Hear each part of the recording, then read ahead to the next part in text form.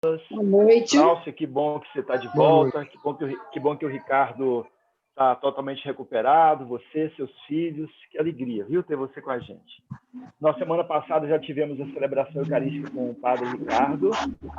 E estamos hoje no segundo encontro desse ano de 2021, que é um dia para nós muito especial, né? Porque a gente teve aí o processo de início, né, de autorização emergencial para vacina e, portanto, já a primeira dose, aliás, a primeira dose para uma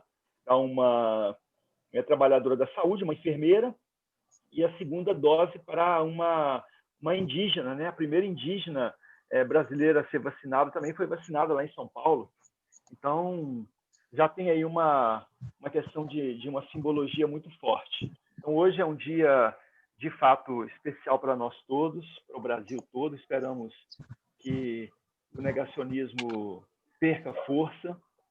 E a gente hoje tem a alegria de ter conosco o professor Paulo Fernando. Paulo Fernando, para além de ser, né, o homem que é, né, formação como engenheiro e também, na verdade, a sua atuação toda é a formação como teólogo, né? Um homem da teologia da libertação, um homem enfronhado todas as discussões que o Brasil faz, que a CNBB faz, que a teologia faz, todos os movimentos aí de estudos, de pesquisa na teologia. E, para além de tudo isso, é um amigo, né? Um querido amigo. Tive a honra de ser aluno dele, foi meu professor, e ele já esteve conosco aqui e é sempre muitíssimo bem-vindo. A gente quer acolhê-lo com muita alegria, com muito prazer. Eu queria iniciar, antes de passar a palavra para ele, iniciar aqui com a leitura do texto do Evangelho de hoje, se vocês me permitem. E aí eu estou com ele na tela aqui e vou fazer a leitura. É um trecho pequeno do Evangelho de São João. Naquele tempo, João estava de novo com 2 de seus discípulos e, vendo Jesus passar, disse: Eis o Cordeiro de Deus. Ouvindo essas palavras, os 2 discípulos seguiram a Jesus. Voltando-se para eles e vendo que o estavam seguindo, Jesus perguntou: O que estáis procurando?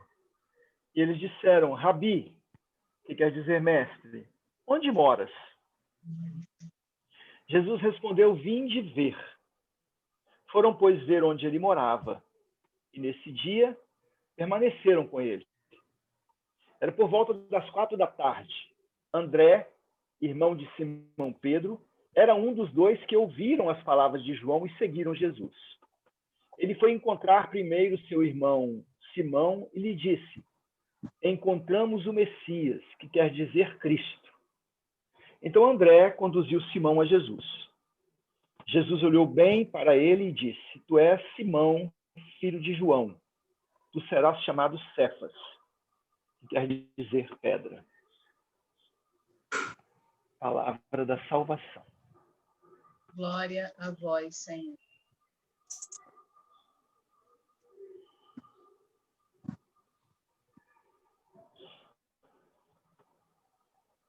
Esse mês de janeiro é o mês do nosso padroeiro da cidade do Rio de Janeiro, São Sebastião.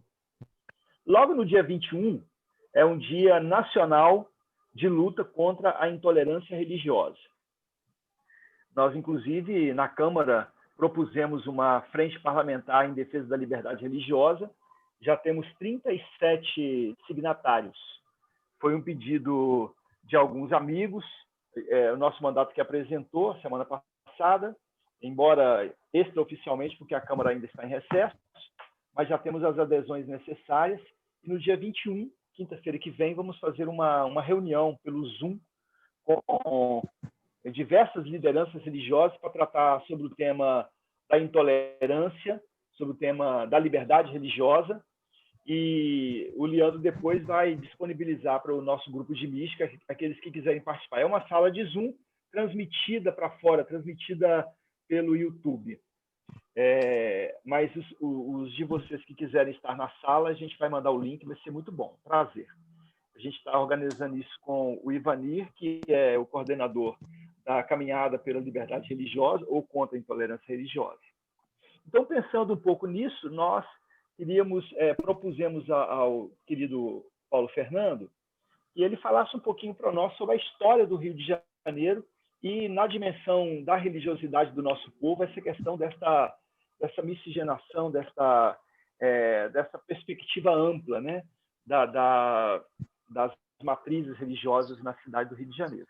Então, com alegria que a gente acolhe o Paulo Fernando, a gente pensou assim, Paulo Fernando fala uma meia hora, depois a gente tem as nossas reações e volta para ele, como a gente faz sempre. Pode ser dessa forma? Então, com a palavra, querido Paulo Fernando. Bom, boa tarde, então. Obrigado, Raimundo. Boa tarde a todos e todas. Estamos escutando bem? Estamos te ouvindo muito bem. Ótimo. Então, vamos lá. Vou começar um pouco com a história do Rio, a formação histórica do Rio, e terminando com a formação religiosa da cidade, né? Então, de certo modo, a história do Rio começa em 1º de janeiro de 1502, quando uma expedição de Gaspar de Lemos passa por aqui e para na nossa Bahia e a batiza, né, com o nome de Sebastião do Rio de Janeiro.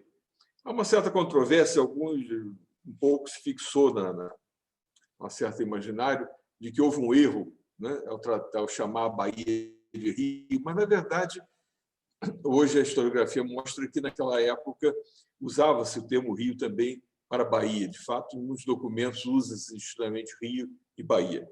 Bom, ali se nomeia, né, o Rio de Janeiro, a Bahia do Rio de Janeiro, como Rio de Janeiro. Mas os portugueses não se fixam aqui. A primeira cidade a ser construída é mais para baixo, que é a cidade de São Vicente. Fica ali perto de Santos, né, no litoral de Santos, São Vicente, que foi fundada em 1532. Bom, aí os portugueses se fazem uma aliança com os tupiniquins, que são os índios daquela região, e a gente deve aqui compreender que esse nosso litoral, que era povoado, né, por tupis-guaranis, não constituiu uma nação, né? Mas um pouco se pensar Grécia, cidade-estado, quer dizer, as tribos, um conjunto de índios formavam uma certa tribo, com várias pequenas cidades, né? E se colocavam em guerra, em oposição às outras, né? Então, tupiniquins eram inimigos aqui dos tamoios que viviam na nossa região. Os portugueses, né, ao se aliarem, se entrosarem, a estabelecerem, né, uma aliança com o tupiniquim, se tornam automaticamente inimigos dos tamoios que habitavam aqui dentro da Bahia, junto com os terminós, com que eles também brigavam. Os terminós ficavam ali na ilha do governador, depois acabaram sendo expulsos, né, pelos tamoios. Bom, e daí que vira e mexe esse grupo saía aqui do Rio de Janeiro, né, os tamoios iam atacar a vila de São Vicente.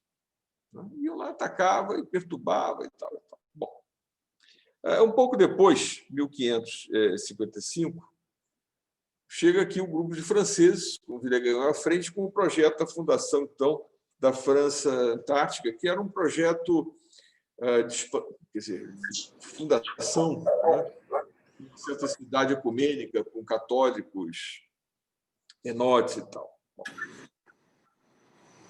os portugueses, mais do que reconquistar os franceses, tinham que vir aqui para conter, né, os tamoios que, ainda mais depois de se estabelecer essa aliança com os franceses, que aqui se fixaram na ilha de Villegagnon, que é onde hoje é a Escola Naval, quer dizer, o aeroporto Santos Dumont é um aterro, né?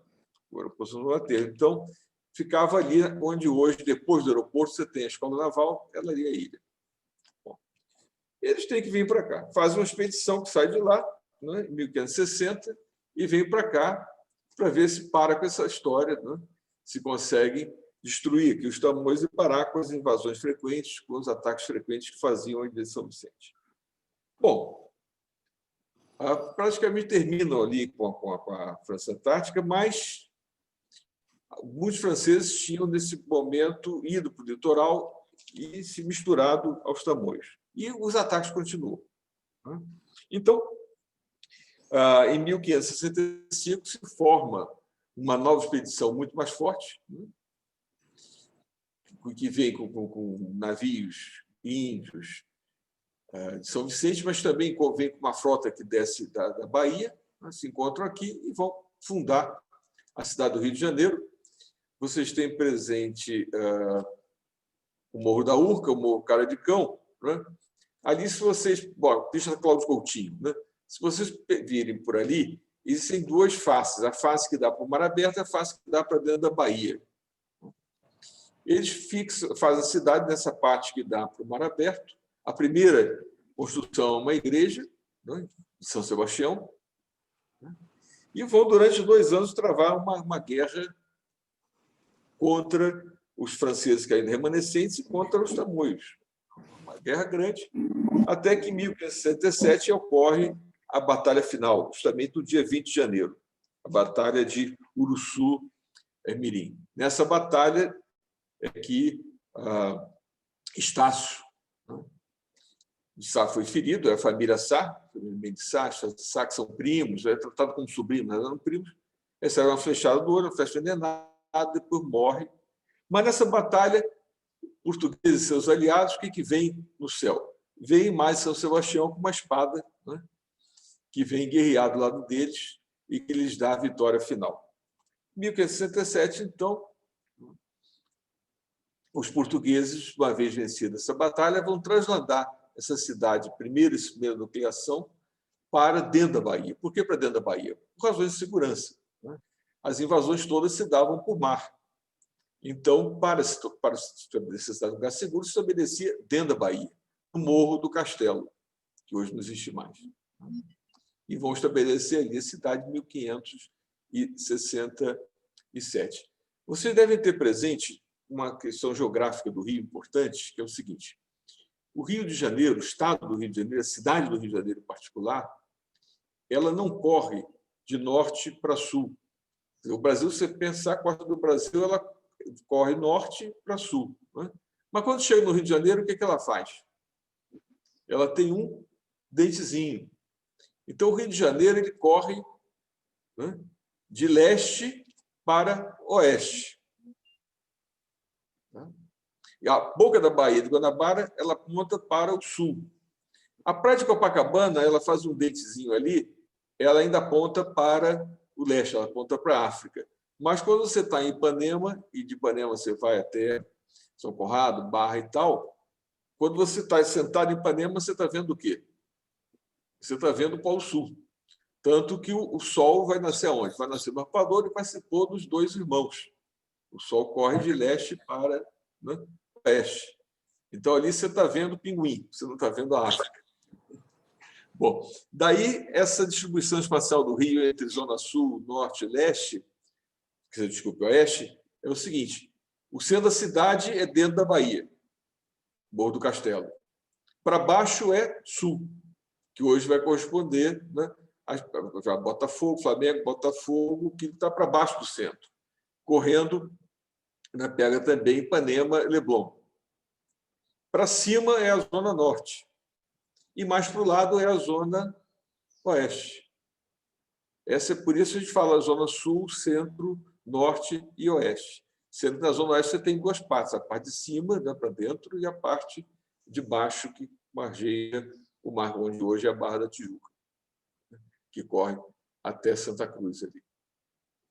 Tem presente isso? Né? Tá? Bom, então se estabelece a cidade. A cidade, no primeiro momento, é em cima do morro, o castelo, para defender a cidade, daí o Morro do Castelo, tem a Igreja dos Jesuítas, foram importantes na fundação da cidade, acompanham os portugueses nessa reinvasão do Rio para a tomada do Rio, né? E a Igreja Matriz, a Igreja de Sebastião, né? E depois, pouco a pouco, a cidade desce, mas desce sempre para dentro da Bahia. Então, qual é o movimento primeiro? A cidade vai crescer através de um eixo, que vai se chamar Rua Direita, atual 1º de Março, na direita de quem está com a Bahia nas costas olhando para dentro. A direita, que vai até o outro acerto geográfico, que é o outro morro, que é o Morro de São Bento, que vai fazer um outro limite da cidade. E, perpendicularmente, ela vai na direção do outro morro, que é o Morro de Santo Antônio, onde vai se estabelecer o convento de Santo Antônio. Aí você tem a cidade primitiva, né, do Morro do Castelo, correndo pela rua direita até o Morro Santo Antônio e correndo perpendicularmente, passando por onde hoje é o Lago da Carioca, e o Morro Santo Antônio, que era muito maior, foi parcialmente depois demolido, como assim foi também o Morro do Castelo. Bom, ali tem a Uruguaiana, que é a Rua da Vala, que era um outro limite, começa a fazer ruas perpendiculares à rua direita, e o Rio vai se mantendo nesse regime, né, até a descoberta das Minas Gerais, do ouro em Minas. Aí nós estamos no 1700, e o escoamento desse ouro vai se fazer como? Descendo das Gerais, descoberto pelos bandeirantes do núcleo que o Darcy Ribeiro faz na Paulistânia, mas vai descer, né, pela Serra dos Órgãos, vai descer por esse caminho, né, para o escoamento pelo Porto do Rio, que é um porto muito guarnecido, porque a entrada, esse é um outro ponto importante, a entrada da Baía do Rio é extremamente estreita, é uma boca muito estreita. De um lado você tem, né, o Morro da Urca, o Bocadicão, onde você bota um forte, do outro lado você tem aquela ponta de Niterói, onde você bota outro forte, e ainda tem uma ilhazinha no meio, quer dizer, ali é tiro que impede qualquer um de entrar. Então, é um porto seguro, dificilmente atacável, né? E aí a cidade ganha uma nova importância. Em 1710, nós temos uma primeira tentativa, né, de invasão, que é um pirata francês. Eles, para entrarem aqui, o que eles fazem? Param o barco lá em Guaratiba e vêm caminhando ali por dentro, chegam no Rio exaustos. Chegam no Rio quase mortos. Bom, mas nós tínhamos aqui um governador, Castro Moraes, também chamado Vaca, que se apavorou e, quando soube dessa tentativa de invasão, entrega o comando policial, militar da cidade a quem? A Santo Antônio. Entrega a Santo Antônio, que era também um santo guerreiro.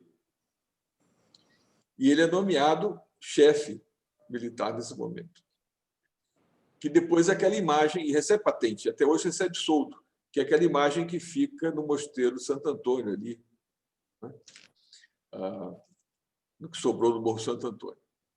Então, o segundo santo importante para a cidade é Santo Antônio. E eles pegam, matam lá quase todos os piratas, capturam o Duclerc, né, 1710, e aí tem uma história meio esquisita, porque o Duclerc é preso, parece que ele preso mesmo assim consegue ter um caso com a senhora chefe militar, né? Aí matam o cara na cadeia, e vem uma expedição punitiva depois de um outro pirata, que esses piratas eram, na verdade, corsários, estavam a serviço do Estado francês. Esse era um almirante, o Duclerc. E esse consegue entrar na Bahia, foi o único que conseguiu entrar na Bahia. Acha-se que ele pagou, que ele subornou o governador, que depois, inclusive, foi deposto para a África, mas acabou que esse negrego não se confirmou, né? E a cidade ficou sob o domínio dele. Por um certo período, teve que pagar resgate, foi uma tragédia. Mas foi o único que conseguiu entrar por essa boca estreita, com muitos navios. Bom, mas um pouco mais adiante, né, pouco antes da cidade completar 200 anos, 1763, a cidade se torna capital, dada a importância do escoamento desse ouro pelo Porto Rio. Se torna capital, então, do Brasil. E a cidade passa a ter um outro status, uma outra evolução, mas pouco tempo depois também chega ao Rio de Janeiro a família real portuguesa, em 1808, e aí inicia-se uma outra etapa na história do Rio.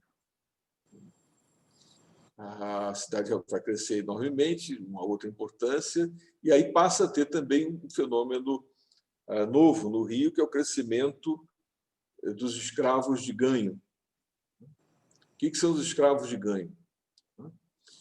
São escravos que circulam pela cidade, que os proprietários estão na cidade, e que são usados pelos seus proprietários para ganhar dinheiro. Esses escravos, eles saem, muitos têm ofícios, ou vendem comida, no caso das mulheres, ou têm ofícios como carpinteiro, barbeiro, ou carregam coisas, né?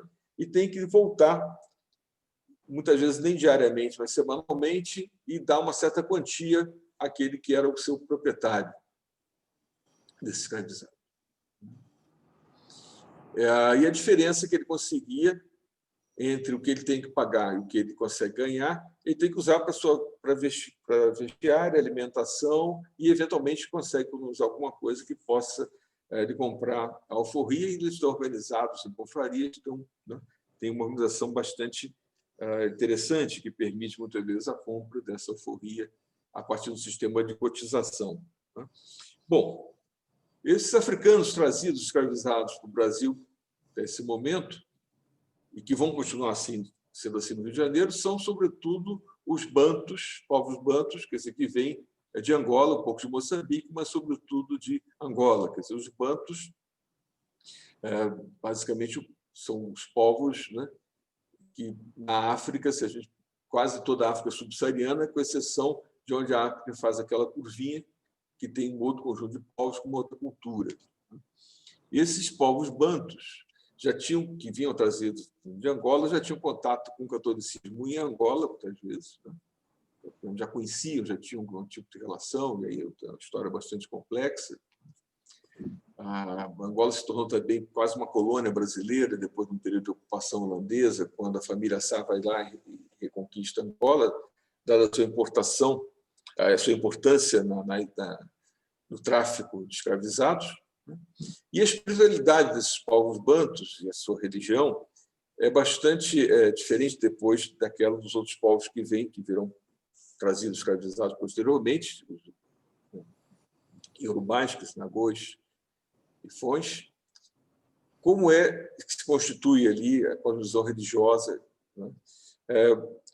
Basicamente, no culto aos ancestrais, na relação entre os ancestrais, com os ancestrais que governam o mundo. Existe um Deus criador, um Deus que cria, mas não governa.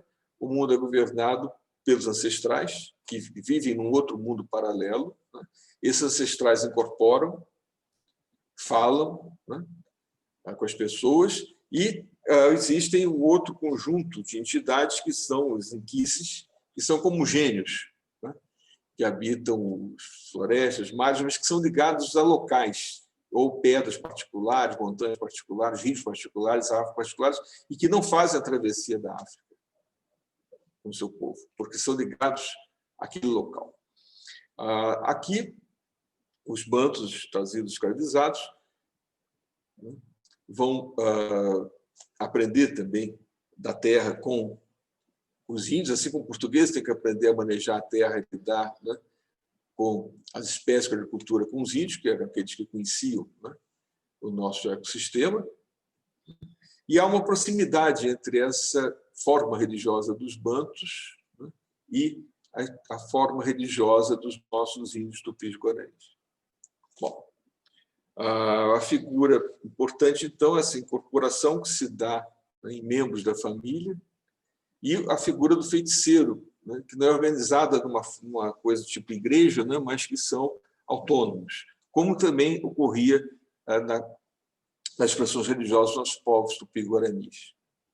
Bom, o que vai acontecer? Né? Isso muda no decorrer de 1800. Por quê? Começa a se trazer, né, maciçamente para a Bahia escravizados agora daquela outra parte da África que eu falava, né, onde você tem os iorubás e os fões com uma outra cultura bastante diferente dessa cultura dos povos bantus, que praticamente pega a África toda, o Oriente e o Ocidente, depois dali, né, dali para baixo. Bom, o Rio continua a trazer escravizados de Angola. Né? A Bahia traz escravizados maciçamente dessa região iorubás. E no meio dos grupos escravizados tem também, né,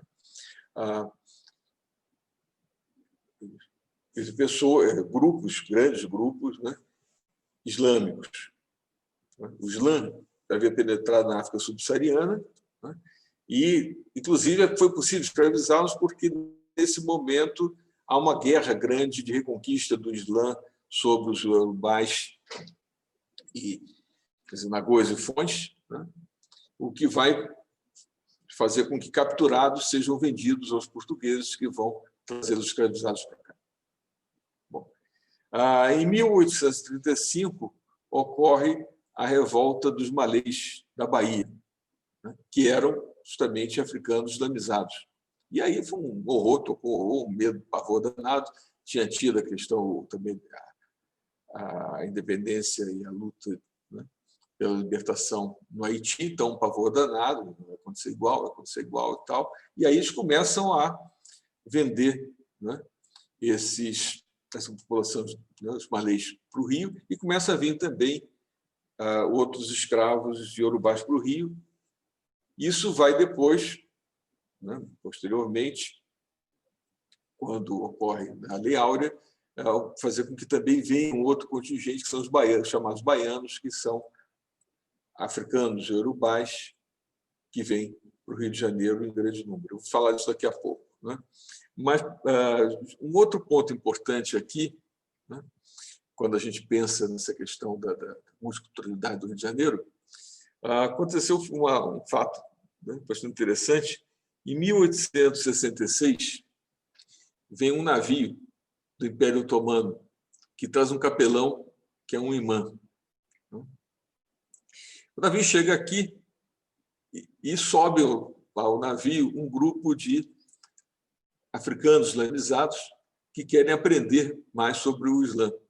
E é uma surpresa para o pessoal do navio, nunca imaginaram que aqui ia encontrar, né, muçulmanos. E conversa vai, conversa vem, eles pedem para o imã ficar aqui para ensinar mais sobre o Islã para eles. Mas aí é um impasse, porque eles tinham medo de causar um problema diplomático, deixar alguém aqui, né, um imã, falando sobre o Islã. Então, eles combinam o seguinte, o capitão do navio combina com esse capelão o seguinte: olha, a gente vai dizer que você sumiu, vai implorar ao Estado brasileiro que coloque você de volta lá no Império Otomano, se lhe achar, mas que a gente não pode ficar mais aqui te procurando, que a gente tem que ir embora. Isso a gente fica aqui, então, fica por 3 anos aqui no Rio, depois vai a Recife, né, ensinando o Islã. Tem um outro episódio interessante, porque esses muçulmanos africanos não falavam, já falavam alguma coisa, né, alguns termos religiosos, não falavam árabe, né, e arrumam um intérprete, que é um judeu que se diz, né, muçulmano, e que passa a fazer de intérprete. Só que o sujeito inventa uma história de uma taxa que eles tinham que pagar ao imã, que era mentira, o imã não sabia disso. Eles um dia vão ao imã e imploram para o imã aceitar um irmão que não podia pagar, mas que queria muito aprender. Quando o imã descobre isso, fica furioso, sai correndo para pegar o sujeito, esse intérprete que some e desaparece, né? E assim a coisa prossegue, né? Bom, um pouco mais adiante, então, voltando a essa chegada aqui, né, dos baianos, né, que são, na verdade, urubais, e aí com toda, né, a outra expressão religiosa africana, com os orixás, organizada nos terreiros de candomblé, com toda a hierarquia, a iniciação, uma organização bem mais complexa, né?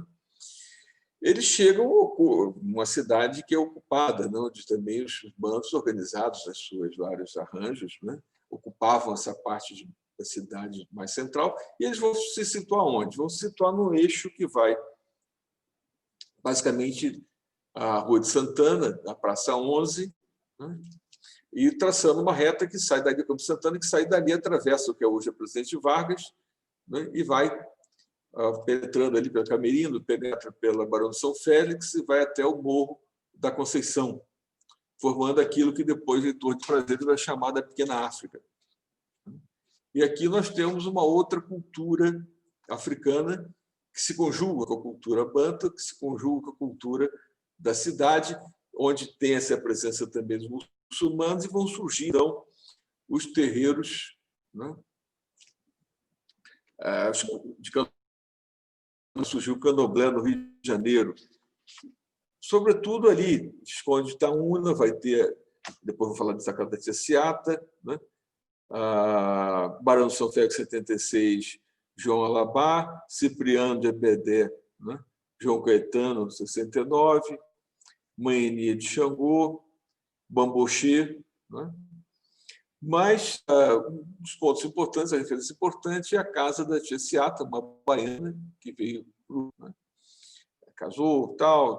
Depois se estabelece em 1910, né, na Visconde de Itaúna, na Praça 11, a famosa casa da tia Seata, que ela era uma mãe pequena,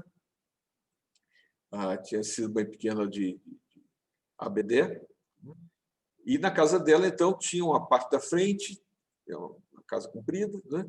Tinha uma parte onde se recebia as pessoas, fazia festa, depois um lugar do samba, da música, e atrás o lugar do candomblé. E ela era muito ligada, para a gente entender mais, né, a Sumano, que tinha uma espécie de uma mesquita pouco adiante, né? Era um africano muçulmano. Então, ali você já tem toda essa relação, né, entre candomblé, islã, e chegam, em torno de 1920, 30, em diante, chega um contingente enorme na Praça 11 de judeus. Se torna também um bairro judeu importante. Você tem um processo grande de imigração de judeus para o Brasil. Nesse momento, entre guerras, a guerra acabou com o Império Otomano, com o Império Russo, com o Império Austro-Húngaro, e vocês já começam a ser muito forte, e faz com que judeus vão migrar e aqui no Rio de Janeiro vão se situar ali. Na Rua de Santana tinha o restaurante Schneider, que era um ponto importante, mas eles moram ali, e ali era um ponto de referência político-judaica muito forte, porque tem toda a discussão, né, do sionismo, das várias correntes, esquerda, direita, e eles formam núcleos, jornais, a atividade tem sido muito grande. Então, é uma grande mistura, né? Uma grande mistura de pessoas, etnias, uma grande mistura religiosa, né? Mas no sentido mais positivo possível dessa convivência. Na casa de Jessiata, que teria surgido o primeiro samba, né, pelo telefone, uma certa controvérsia sobre isso, Tonga. E depois, na Praça 11, também pouco depois, começam os desfiles, né, dos ranchos de escola, da escola de samba, deixa eu falar, junto com a Mangueira, já que nasce ali, a figura de Mael Silva, formando, que vem do Estácio, e forma o samba, constitui o samba urbano, o samba que a gente conhece hoje, que é o samba do desfile, que é o samba que, diferente do samba machichado, que tem um ritmo de dança mais de roda, né? É o samba que permite caminhar, que permite o desfile, né? Rua de Santana, então, também hoje tem ali um restaurante que a irmã já foi comigo, da Dona Ana, né? O Galeto. Muito bom, né? E na Barão de São Félix ainda tinha também um outro restaurante que fechou há pouco tempo atrás, parte pelo impacto das obras do VLT, né? Que era o 28, o Barão de São Félix 28, que era um restaurante centenário. Aquele restaurante vive tudo, todas as pessoas aqui passaram por ali, isso tinha mais de 100 anos.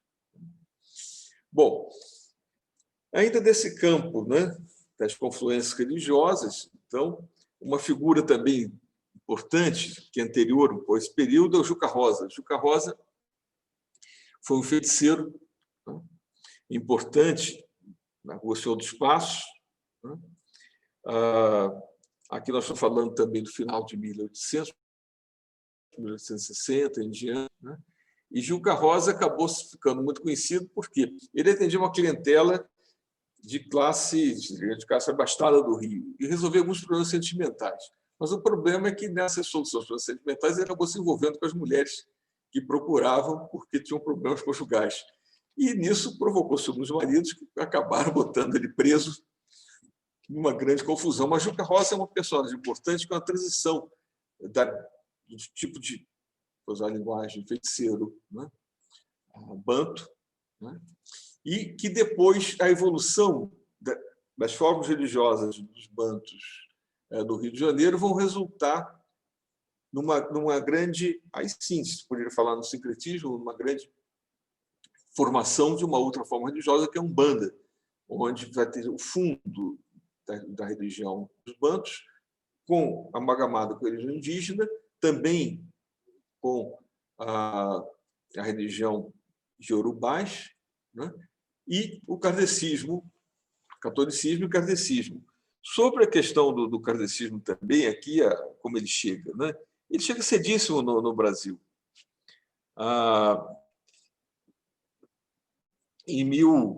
Pegar o dado aqui, em 1872, nós temos a primeira Sociedade Espírita no Rio de Janeiro.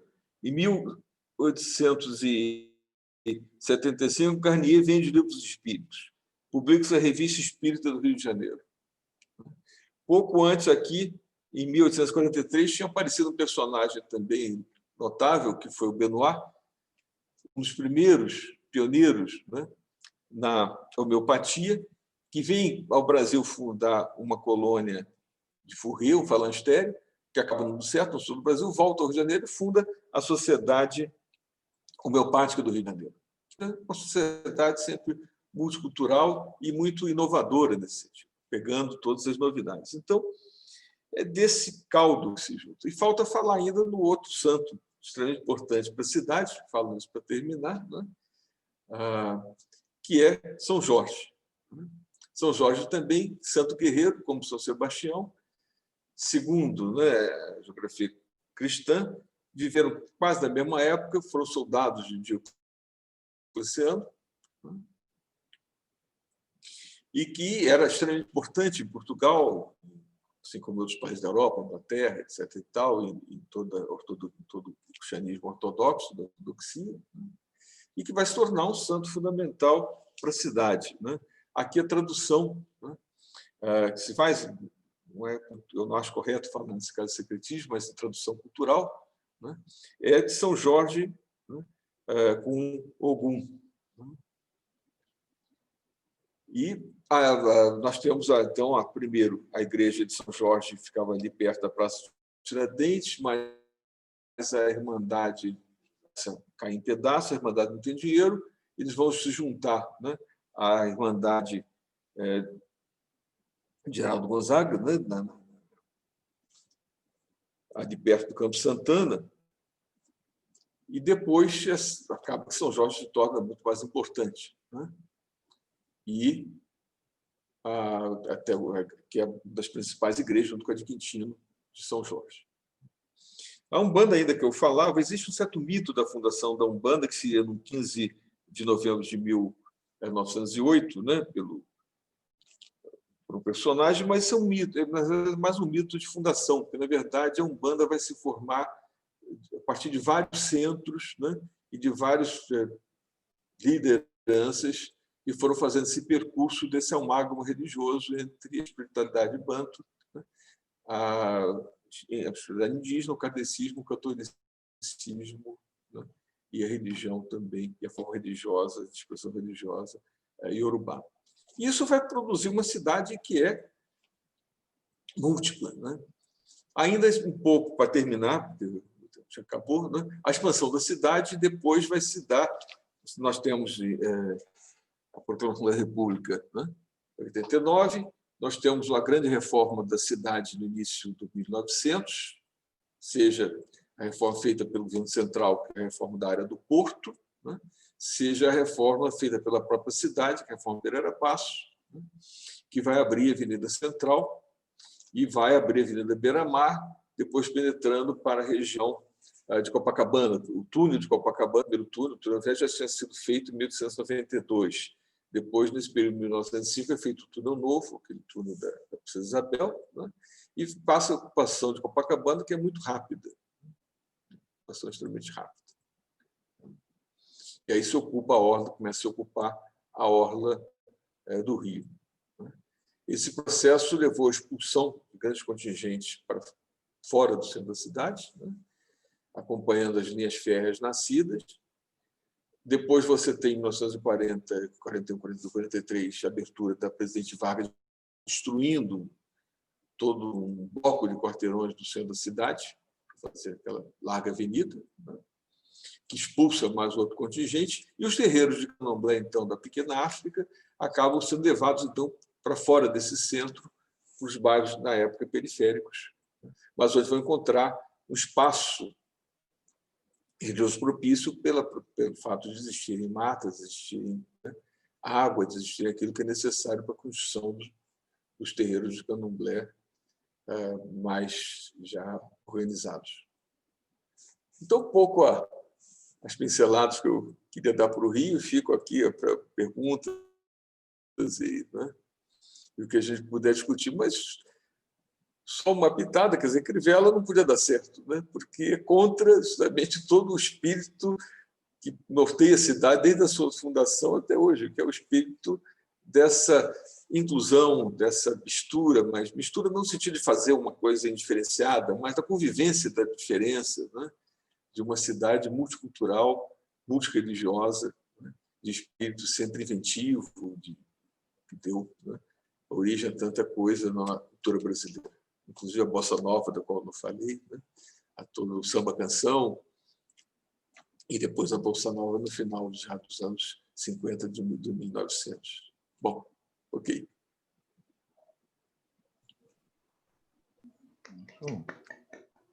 Muito obrigado, Paulo, pela sua apresentação para nós. E agora sim, a gente abre os microfones aí, a gente abre as inscrições. Leandro, agora coordena. Desculpa, Leandro. Hoje eu estou te atropelando, né? Me desculpa aí. Continua. Não, imagina. Eu gostaria de, após o agradecimento, né, ao professor Paulo, registrar uma presença muito querida, que é o Padre GG, que está aqui junto da gente hoje. Ah, GG está conosco. Que Obrigado, bom. Padre GG. Seja muito bem-vindo. Também tem uma experiência muito bonita nesse trabalho do reconhecimento dessa religiosidade miscigenada da nossa cidade, o trabalho dele contra a intolerância religiosa, contra o racismo. O Padre GG é um guerreiro nesse tema também. Bem-vindo, Padre GG. Daqui a pouquinho, se quiser, fica à vontade para abrir o microfone, tá, Padre? E agora a gente abre as inscrições, né? Acho que a gente tem um bom tempo para bater um papo, fazer perguntas ao Paulo e trocarmos ideia. Então, como a gente tem pouquinha gente na tela, eu consigo ver a tela, dá para eu escrever aqui para quem levantar a mão assim, literalmente, para quem escrever no chat também.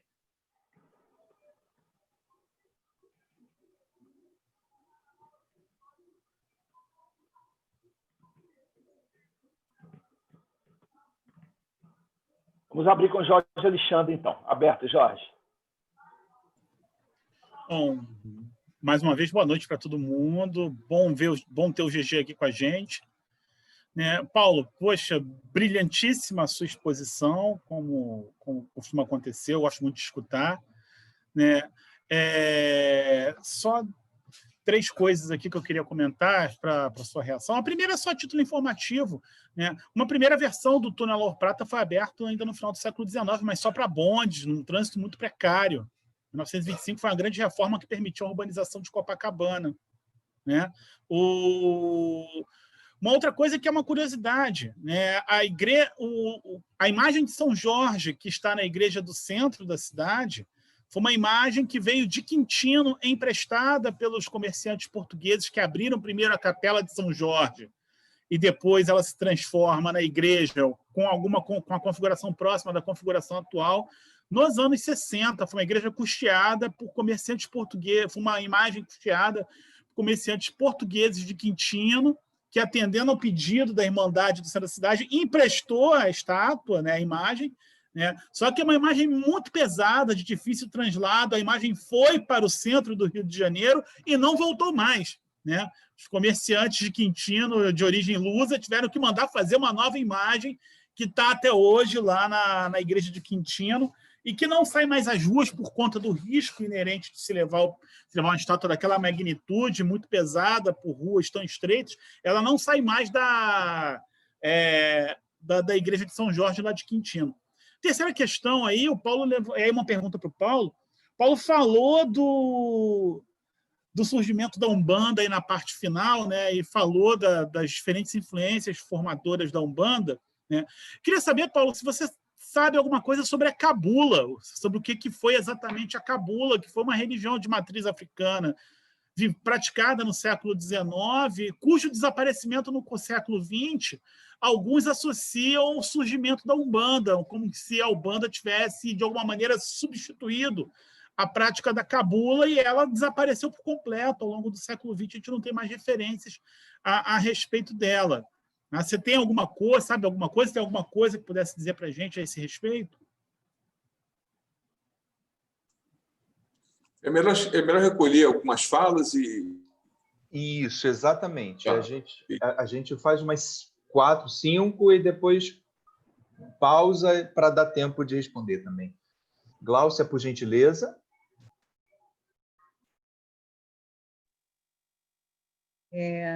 Primeiro, boa noite para quem eu ainda não tive a oportunidade de falar e agradecer a fala do professor Paulo. Gostaria de saber, isso é uma questão interessante que eu tive a oportunidade de conhecer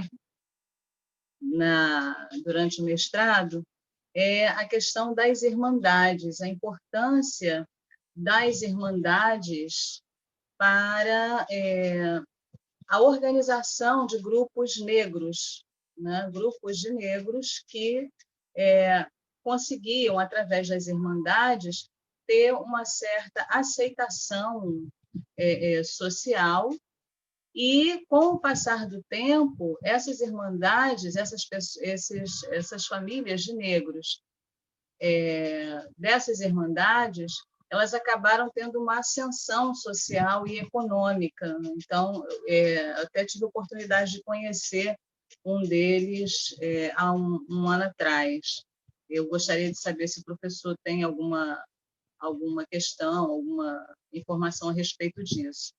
Mas, assim, o que eu tive a oportunidade de conhecer através do trabalho dessa moça, colega de mestrado, é que as irmandades elas foram muito importantes para que grupos de negros, escravos e ex-escravos, conseguindo a alforria, né, conseguindo a sua libertação, pudessem ter uma ascensão, primeiro uma aceitação e depois uma ascensão social. A outra questão que eu gostaria de saber é a respeito do culto à escrava Anastácia. Existem muitas versões, né? Eu, na faculdade, por exemplo, o que eu aprendi na faculdade era de que não existiu uma escrava Anastácia de olhos azuis, mas que foi um mito criado por um membro da Igreja Católica, um monge ou um padre, não sei exatamente, não me lembro mais, mas outras versões contestam. Como é que é a questão do culto à escrava Anastácia, que é um culto ainda popular no Rio? É isso, obrigada. O próximo inscrito sou eu, e a minha pergunta era sobre as irmandades, e a Gláucia já contemplou a minha pergunta. Eu acrescentaria apenas que agora, no mês de fevereiro, será reinaugurada a Igreja de São Benedito dos Homens Pretos. Ela andou um tempinho fechado, né, que pertence a uma irmandade também, e é uma igreja muito simbólica para a comunidade negra do Rio de Janeiro. Então, a minha pergunta já foi feita, já era sobre as irmandades. A Patrícia é a próxima, e aí a gente encerra esse bloco para dar tempo do Paulo responder, e depois a gente faz uma nova rodada. Tá ok?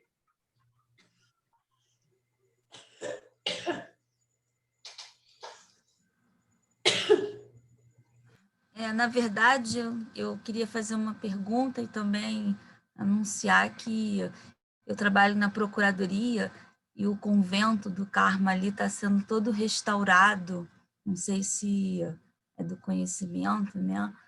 E ele está sendo todo restaurado para abrigar os centros de estudos jurídicos da Procuradoria, e nessa obra foram encontrados muitos achados arqueológicos e que em breve a gente vai ter aí mais assim, um lugar de visitação muito interessante, com grandes achados arqueológicos ali desse convento que está todo sendo restaurado, e em breve vai estar a visitação do público, né? Uma obra que já está prestes a ser inaugurada, e é muito bonita assim, os achados desse convento, assim, não sei descrever direito, porque são muitos achados. Eu tive a oportunidade de ver as fotos, e realmente tem grandes achados assim, dessa época. E eu queria fazer uma pergunta para o professor Paulo. O centro tem uma cultura tão viva, com tantas com tantas igrejas, com tantos equipamentos, de uma vivacidade tão grande, em que momento da história do centro do Rio esses equipamentos eles se tornaram assim uma cidade, um bairro, né, muito pouco habitável, né? Em que momento, assim, eu falo por pura ignorância mesmo, hoje o centro está muito... andar pelo centro dá muita tristeza porque ele é pouco habitável, né? Parece que não tem gente, você anda pelo centro e ele não tem... você vê parece que não tem assim, a interação, falta a residência, falta, mesmo as igrejas são pouco visitadas, algumas igrejas são fechadas. Em que momento essa interação, né, essas reformas, esse bairro, ele perdeu esse contato, essa vivacidade, essa efervescência com o humano, né? O que aconteceu para que essas igrejas, esse centro cultural deixasse de ter essa interação, de ser um lugar mais efervescente de calor humano? Eu vejo isso assim, não sei se é uma percepção minha, mas eu vejo isso e eu sinto falta de mais interação. Eu vejo o centro muito vazio, assim. Eu queria saber qual a sua opinião sobre isso.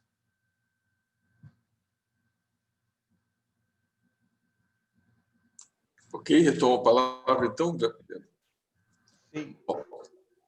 Eu vou começar um pouco pela pergunta do Jorge e depois respondo a pergunta, né, sobre as confrarias, irmandades, e depois um pouco comento o que a Patrícia falou, ok?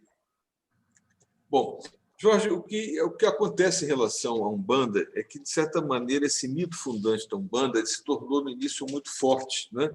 Que era essa ideia de que, no dia 15 de novembro de 1908, o Zélio Fernandinho de Moraes, nascido em São Gonçalo, né, e tal, teria recebido, então, o Caboclo Sete Encruzilhadas e que teria comunicado a ele a fundação de uma nova religião, a partir daí teria se criado a Umbanda. Isso foi muito difundido e muito aceito como mito fundante. Hoje, os estudos vão mostrar que de fato, é um mito fundante, né? Não é mais do que isso. E que, na verdade, a Umbanda vem de uma transformação que se dá, né, a partir de todas as religiões dos povos, da religião dos povos bantus, mas que não tinha, como falava antes, essa estruturação tipo igreja, como tem o candomblé, né? Ele era apoiado, quer dizer, nesse culto familiar dos antepassados e na figura dos feiticeiros, que eram autônomos, que não constituíam uma igreja, não é como o Juca Rosa, por exemplo, que eu citei antes. E por isso, quer dizer, as formas talvez religiosas, de alguma maneira, algumas foram depois ressignificadas na formação do chamado Candomblé de Angola, né? Onde a matriz, de certa maneira, urubá, se viu de pano de fundo uma reorganização religiosa de todo o panteão religioso banto.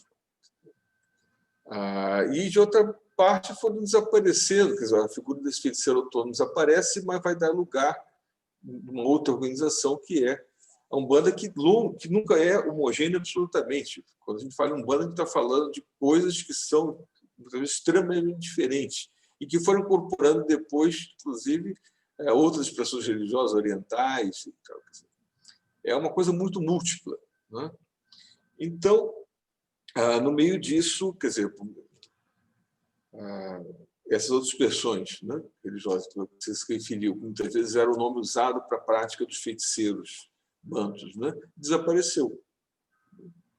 Agora, nos estudos atuais, a gente consegue, de certa maneira, reinterpretar tudo isso na medida que a gente conseguiu superar esse mito fundador da Umbanda,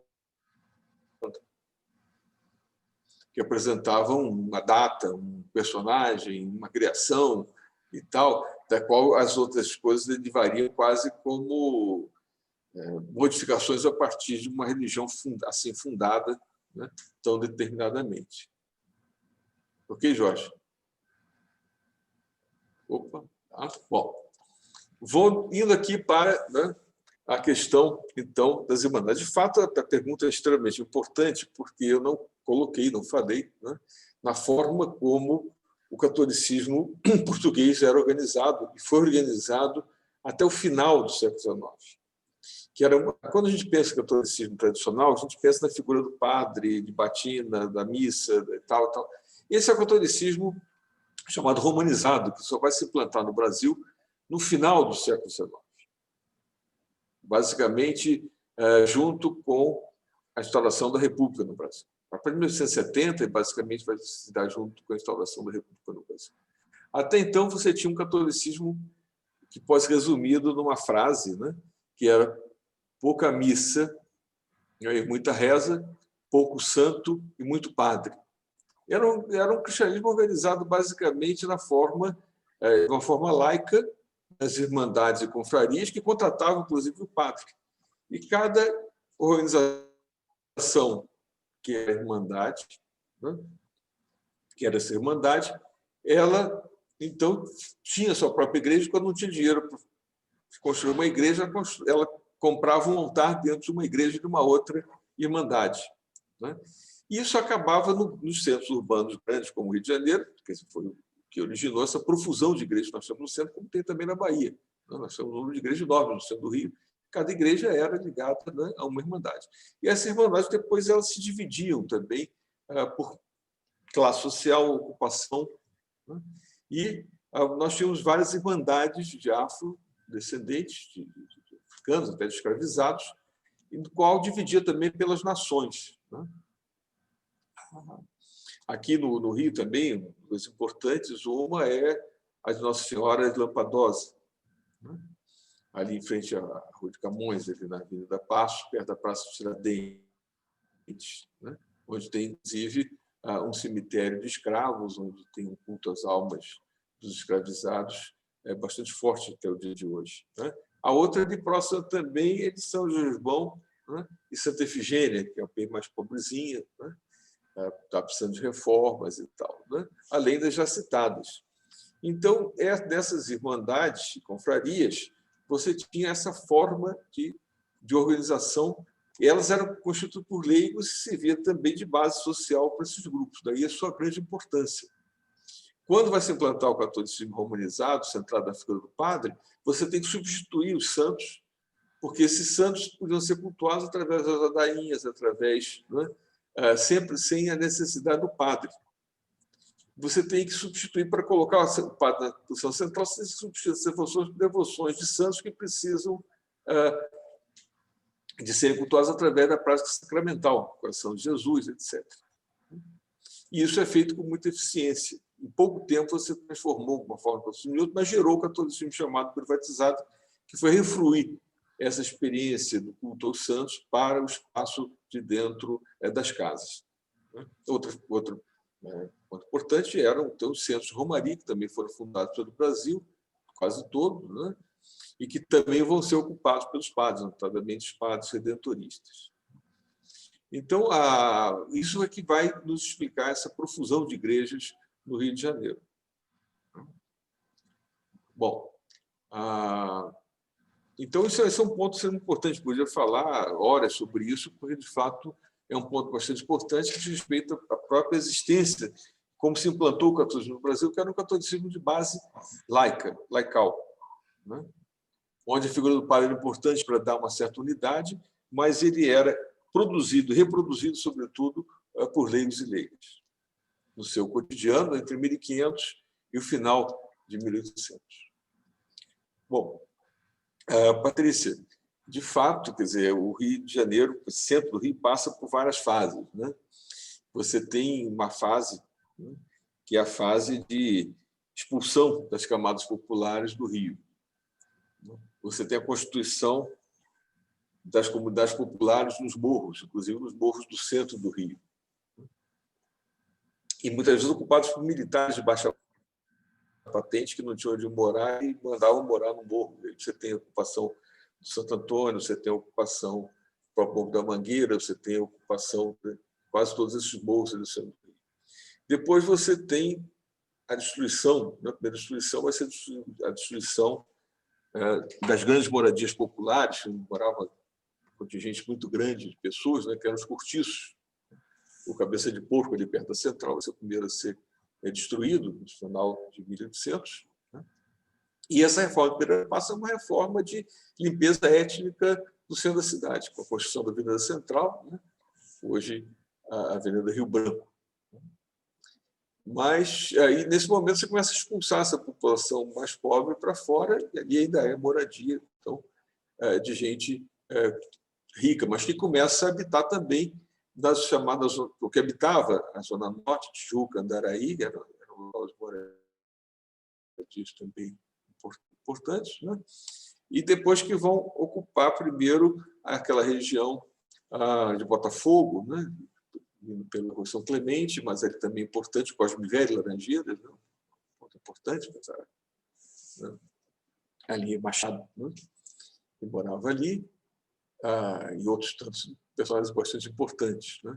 Depois, com a abertura, em 1892, do chamado Túnel Velho, que é o Louro Pratas, começa a ocupação de Copacabana, já então tornada muito mais segura. O grande perigo antes eram as invasões de piratas e tal, como se tentou a Leclerc.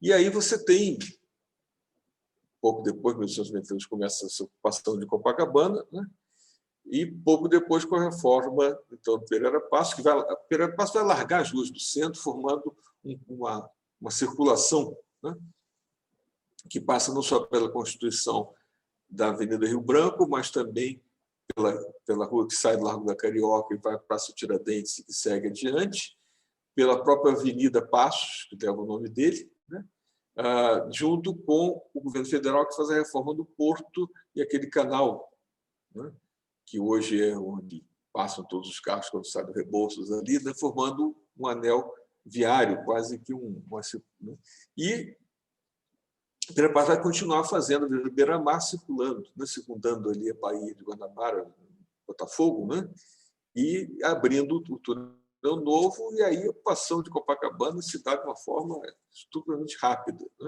E começa a migração das classes mais abastadas também para Copacabana.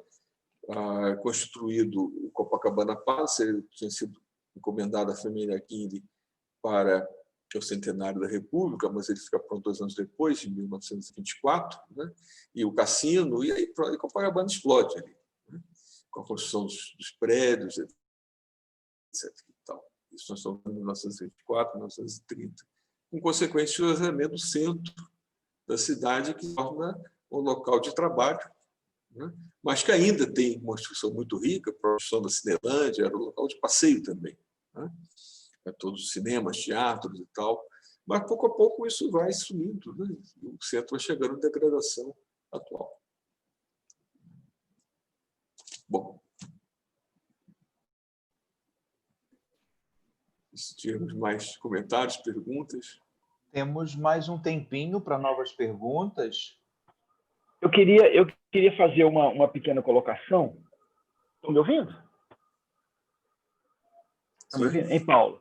Assim, o final do século XIX chega no Rio de Janeiro a missão dos capuchinhos que vai cuidar da igreja de São Sebastião no Morro do Castelo. Com a demolição, se não me engano, no governo de Lacerda, é isso? Não, Lacerda não.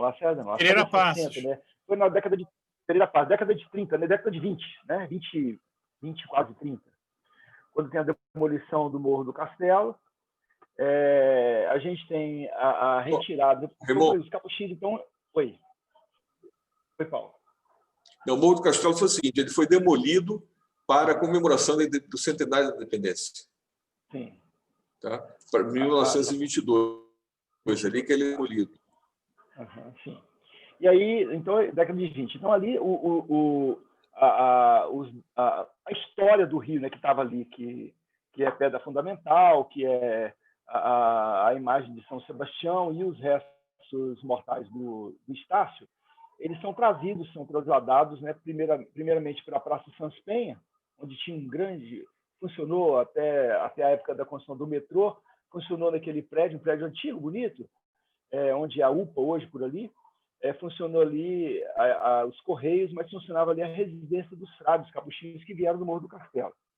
Em 1931, a igreja na Doc Lobo é inaugurada, e aí é transferido para lá em 31. Em 47 vira paróquia. Por que eu estou falando isso? Eu estou falando porque a festa de São Sebastião, que a gente comemora o dia 20, que será agora na próxima quarta-feira, ela é um pouco também um palco, um espaço de uma manifestação religiosa muito plural, onde você tem a Umbanda, o Candomblé, onde você tem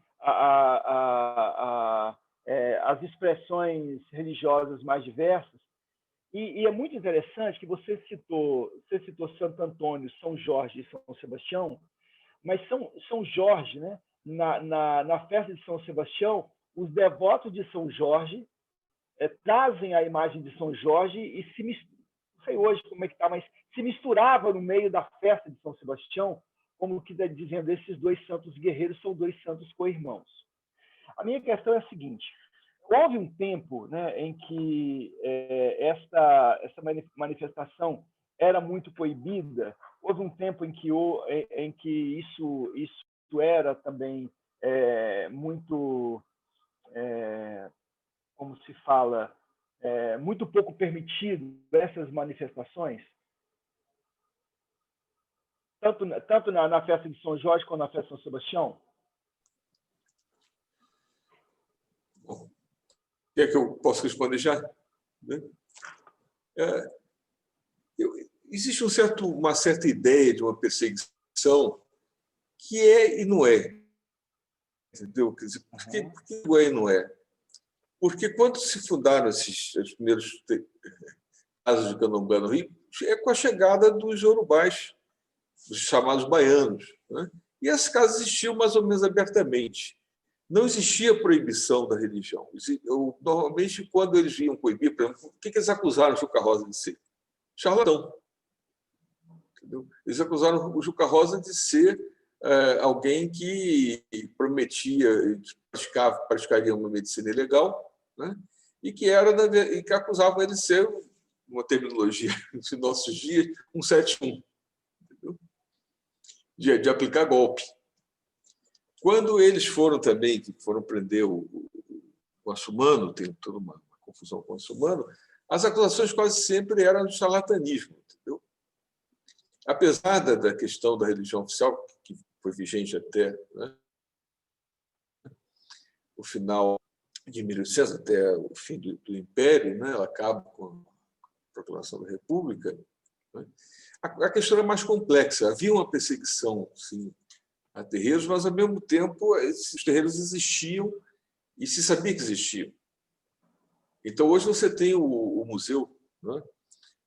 Conseguimos recuperar, né, todos aqueles objetos de culto que tinham sido apreendidos e que estavam numa sala lá na delegacia, que agora vão constituir um museu das religiões afro no Brasil, né? Mas não é que se fazia uma coisa escondida e tinha uma batida. Quer dizer, essas proibições, essas discussões, elas se davam em algum momento e aí iam lá e apreendiam os objetos de culto como sinal de charlatanismo, como uma coisa que não era, que era uma prática de enganar o povo ou prática de medicina ilegal, e assim normalmente que era feito. Agora, a questão da relação também entre São Jorge e São Sebastião se deve pelo fato que a tradução cultural, né, da correspondência entre orixá e santo, ela não é a mesma da Bahia e no Rio. Ela não é a mesma. Então, aqui, São Jorge tem a tradução, né, correspondência de São Jorge e Ogum, entre São Sebastião e Oxóssi. Já na Bahia, não. A Sebastião é Ogum. Então, essas coisas são complicadas. O próprio Santo Antônio entra nessa dança também como santo guerreiro. Daí que a questão é mais complexa. E essa questão questão da correspondência com o orixá também, ela vai se dar só já no século XIX, com a chegada dos povos iorubais no Rio de Janeiro, porque isso não tinha na religião a religiosidade dos bantos, coisa em que então, por isso a coisa é mais complexa. Muitas vezes essa história é apresentada de uma forma muito simplificada. Isso que nós vimos hoje, desculpa te interromper, isso que nós vimos hoje, do movimento mais neopentecostal, de ataque às casas de Umbanda e Candomblé, com quebra dos objetos de culto, com destruição, uma coisa meio ligada também à questão do tráfico nos morros, né? Tudo isso que a gente tem visto aí um pouco ser contado nesse tempo. Nesta época, por exemplo, da condenação de alguém por charlatanismo, também ao acusar, também os templos eram atacados, ou era a pessoa exclusivamente, ou era uma questão de uma revolta à pessoa? Não, também templos eram atacados, mas aqui um certo cuidado, né? Porque o templo existia, os templos que se constituíram na Bahia e que se constituíram no Rio, eles existiam, sabia que ali era um templo, quer dizer, não era que tinha que ficar escondido, de porta fechada, o templo, entendeu? Agora, o que acontece? Há uma diferença aqui na questão hoje do neopentecostalismo, né? Porque a grande teologia do neopentecostalismo é a teologia do domínio. Existe uma batalha espiritual, né? Que é um tema bastante complexo, não dá para desenvolver em pouco tempo, né? E você tem que se colocar do lado de Deus na batalha espiritual contra os demônios. Isso significa expulsar os demônios, por causa do pecado humano. É toda uma narrativa bastante grande, né, que eu tenho desenvolvido e, inclusive, tenho estudado, tenho proposto um tema grande. Vai ser um livro agora que nós estamos fazendo dentro do Centro de Formação Fé e Política do CNBB, justamente onde eu trabalho nessa questão, vai dizer o livro, né? O que acontece? Você tem que se colocar contra o demônio. O demônio foi dado poder, inclusive domínio territorial. E nessa perspectiva particular neopentecostal, os terreiros de Candomblé ou de Umbanda, né, cultuam o demônio e são responsáveis pelo fato do demônio ter o controle territorial daquele espaço. Por isso eles têm que ser expulsos dali, para que Deus retome novamente o controle do espaço. Então, e aí há uma confusão enorme, porque você passa a ter a questão também de pecado, a questão ética é muito diluída aí nesse meio, e você passa a ter os traficantes neopentecostais, o Exército de Israel, etc. e tal, que vão atuar como braço armado, né, para expulsar o demônio que tem o controle territorial através dos terreiros de Umbanda e Candomblé. Então, é uma outra coisa, não é uma continuidade com o que nós tivemos no passado, é uma outra coisa, né, que vem dessa visão da batalha espiritual, que vem também do ambiente da pentecostal norte-americano. E é que vai dar origem depois à teologia da prosperidade, que a gente no início focou muito na questão da teologia da prosperidade e não observou que a teologia da prosperidade é uma teologia segunda, porque ela se ancora na teologia da batalha espiritual. Você se torna sócio de Deus quando você dá uma parte do que você tem, do que você ganha, reconhecendo a soberania de Deus, e, nesse sentido, a retirada da soberania do demônio sobre você, sua vida, sua família, seu trabalho. As narrativas são interessantes, né? Os termos batalha espiritual, né? É isso, né? Aí a narrativa toda é criada. Muito bem, muito obrigado. Posso dar um pitaco nessa questão aí da perseguição aos terreiros de Umbanda e Candomblé? Sim. Não, é só para registrar que os códigos penais de 1890 e de 1940, 1892 e 1940, eles são muito explícitos em relação ao crime de curandeirismo, ao charlatanismo, e também, no caso do Código de 1892, em relação ao exercício da magia negra. E isso é o que eu dizia, é o elemento desencadeador na letra da lei, né, e das chefaturas de polícia do antigo Distrito Federal, de perseguição de pais e mães de santo e de alguns terreiros aqui no Rio. Mesmo com a reforma do Código de 1940, né, em que essa questão da magia negra ela é omitida do registro, você continua isso com menor grau até os anos 50. Né, e eram tidos como crimes, inclusive, inafiançáveis. Isso só começa a mudar de fato a partir dos anos 60, quando o movimento negro começa a ganhar mais espaço na sociedade brasileira e, sobretudo, a Umbanda primeiro, mas depois o Candomblé começa a ganhar uma certa notoriedade em função da mobilização do movimento negro. Bom que isso fique de registro. Né? Mas era uma situação bem diferente do que a gente vê hoje nas periferias, com os ataques de fundamentalistas cristãos e com a expulsão de pais e mães de santo, com a violação de assentamentos que a gente tem hoje perpetrado por traficantes de drogas em várias favelas, em vários bairros da periferia, não só do Rio de Janeiro, mas de toda a Baixada Fluminense.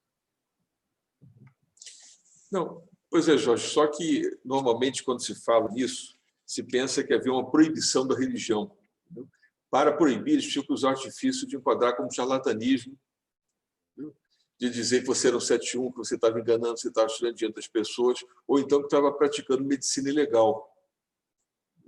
Nesse sentido, não é como, às vezes, aparecem muitas narrativas de que você tinha uma religião oficial, qualquer religião era perseguida por ser religião. Eles tinham que dizer que não era religião, que aquilo era um charlatanismo, que aquilo era exploração do crédito popular, que aquilo era um 71 que estava tirando dinheiro, né? Ou então apelar, como apelar em algumas ocasiões, para a magia negra.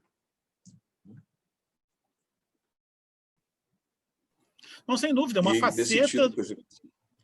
faceta do racismo estrutural da época, né? Dos primórdios da República e até os anos 40, 50.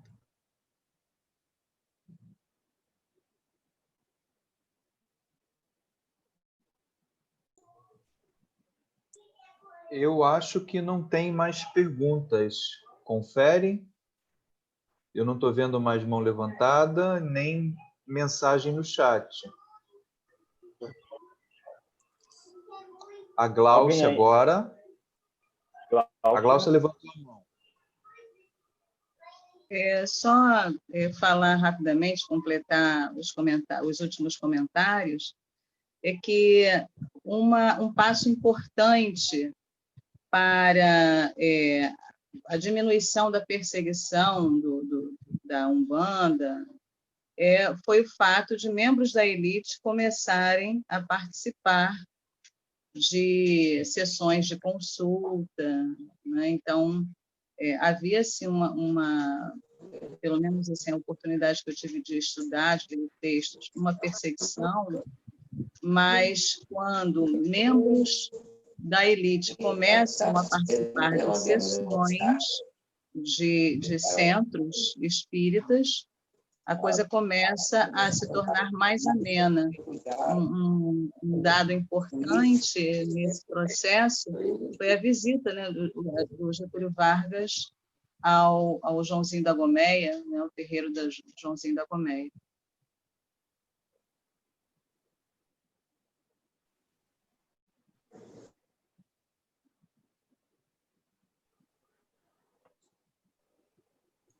Eu estou muito satisfeito com tudo que a gente conversou aqui. Acho que é importante a gente compreender isso, né? Estamos aí às vésperas da festa do padroeiro e a cidade do Rio de Janeiro precisa ser compreendida também nessa complexidade aí que o Paulo nos traz, que cada um de vocês aí contribuiu, para a gente poder, nós que vivemos nela e que a amamos, compreender, né, as suas riquezas e suas potencialidades. Leandro? Tem mais alguém, Leandro, que pediu inscrição, não? Eu acho que o Padre GG conseguiu entrar de novo. Eu não sei se já está estável. GG, você me ouve? Você consegue dar um alô para a gente, GG? Ele não estava conseguindo estabilizar a presença dele aqui. Professor Paulo, o senhor tem umas considerações finais, umas palavras para a gente agora encaminhar o encerramento, por favor? Não, só agradecer ao grupo muito, né? Agradecer o convite, a Raymond, agradecer o grupo, saudar a Daí também, para o GG aqui, né? Lourdes e Luiz, a todos os outros, né? o Jorge, né? A todos aqui que a gente conhece. Então, muito obrigado, tá? A todos e todas, e até outra ocasião. Obrigado. Sigamos. Nós também queremos muito te agradecer, viu, Paulo Fernando? Agradecer a sua disponibilidade, que sempre está colocada para nós. Esse nosso grupo aqui é um grupo que se reúne semanalmente, com algumas reflexões, como a que fizemos hoje, e alternando com celebrações eucarísticas, que o Padre Ricardo Rezende reza conosco, preside para nós. Então, é o grupo batizado aí pelo coletivo de Grupo de Mística Nossa Senhora da Libertação. E ela, então, interceda por nós e nos abençoe. Né? Leandro? Como é que está a programação, Leandro, semana que vem? Isso, então. Na nossa programação, domingo que vem, teremos celebração eucarística. Então, todos estão convidadas e convidados para nos reunirmos novamente domingo que vem. Tá ok? E em 15 dias, o que é mesmo? Em 15 dias, a gente vai conhecer a comunidade de Xangri-Lá, que fica na Zona Oeste, região da Taquara, através do Arnóbio e do Olívio, onde a gente vai conhecer um pouquinho dessa história da comunidade de Xangri-Lá. O Arnóbio até mandou mensagem aqui, disse que não está com internet, mas ele está todo domingo com a gente aqui, hoje ele não pôde estar junto. Eu queria sugerir a você, Leandro, que encaixasse também nessa discussão de Xangri-Lá a Jurema. Então, porque é a companheira deles, para que ela também possa ajudar no testemunho. Jurema, Arnóbio e Olívio. E queria sugerir a você que você tentasse nessa semana ver com o Pedro, que é da técnica, para dar um suporte lá, conversar com o Arnóbio, com as filhas dele, conversar com o Olívio, para que eles consigam estabilizar a internet lá para ajudá-los a que a gente tenha uma reunião boa na semana que vem. Pessoal daí, querido. Tá ok, eu falo sim com o Pedro. Queremos agradecer, então, a todo mundo e vamos aqui sortear alguém para nos abençoar na noite de hoje, né? Vamos pedir aí quem é que nos abençoa hoje aqui. Terezinha, nos abençoa, Terezinha? Tem que abrir o microfone. Vê se ela abre o microfone. Abra o microfone, Terezinha.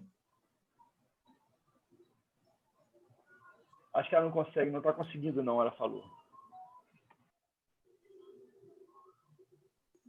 Poxa, ia ser uma lindeza, como ela gosta de dizer. Pois é. Eufrase, abençoa a gente, Eufrase. Saiu. Peraí. A Marisa, abençoa a gente, Marisa. Não, mas eu não sou. Não, eu não sou. Não tenho uma religiosidade à altura de vocês. Eita, mas nós somos todos baixinhos, Marisa. Frase. É uma religiosidade muito antiga, minha. Sim.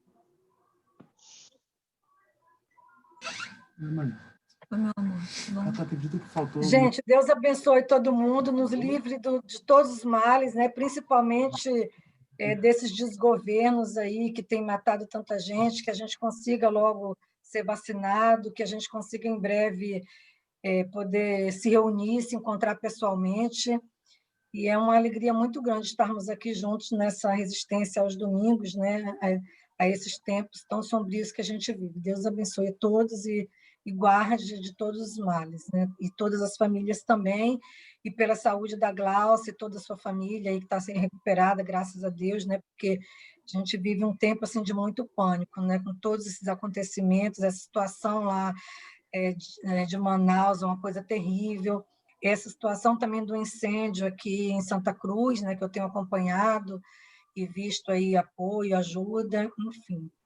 Deus abençoe a todos e nos dê força, principalmente, né, para resistir a tantos desmandos e a tantos desgovernos, que a gente possa ter sempre essa união aqui para poder enfrentar todos esses desafios de tempos tão difíceis. Amém. Obrigada, Eufrásio. Amém. Obrigado, Eufrásio. Obrigada. Pessoal, então, muito boa noite. Tereza, muito boa noite, querida. Ô, Nosso abraço para a Tereza, que perdeu o irmão Ô, Reimão. recentemente, viu, Tereza? Nossa oração para você. Boa noite, Paulo. Irmão. Muito